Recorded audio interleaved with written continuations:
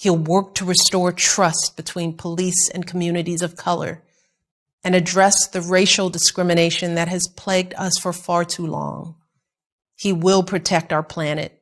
He will invest in our schools and bring people together to get something done, even across our differences. And we can trust Joe Biden to name Supreme Court justices who follow in the footsteps of Ruth Bader Ginsburg, judges who understand that justice and equality aren't theoretical ideas, but concrete matters that affect our healthcare, our livelihoods, and our bodies. This is the kind of leader our nation deserves.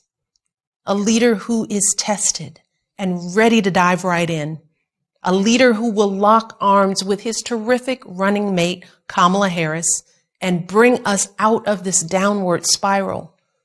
A leader who will help heal this nation, and instead of tearing people apart, he will bring people together. It's a simple choice, really.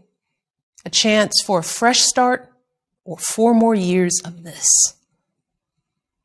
But let's be very real. America is divided right now, and a lot of people are being sold lies from those who want to get rich or stay in power, or sometimes both. And as I've said before, we must all empathize with those who might not look like us or vote like us. We have got to put ourselves in one another's shoes. Look, think about it. You've worked hard all your life, and for too long, you've watched the rich get richer. You've lost your farms and your livelihoods to corporate greed. You've seen your beloved towns shattered by joblessness. You've watched families destroyed by drug addiction and mental health challenges. All of this long before this virus hit. And it is frustrating to hear some folks say that you've been the beneficiary of privilege, that the color of your skin gives you a head start. That is the reality for far too many hard-working, decent Americans.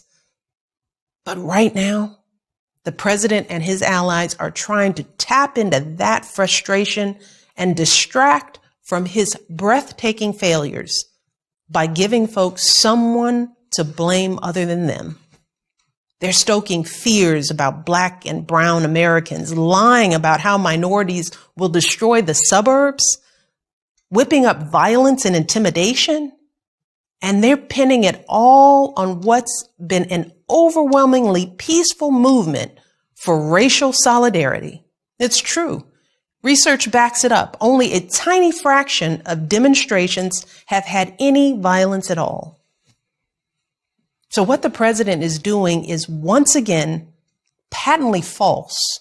It's morally wrong. And yes, it is racist. But that doesn't mean it won't work.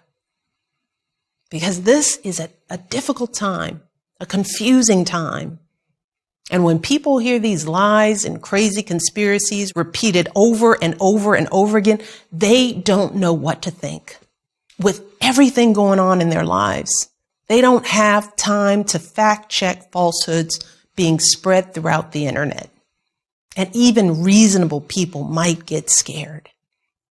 And the one thing this president is really, really good at is using fear and confusion and spreading lies to win.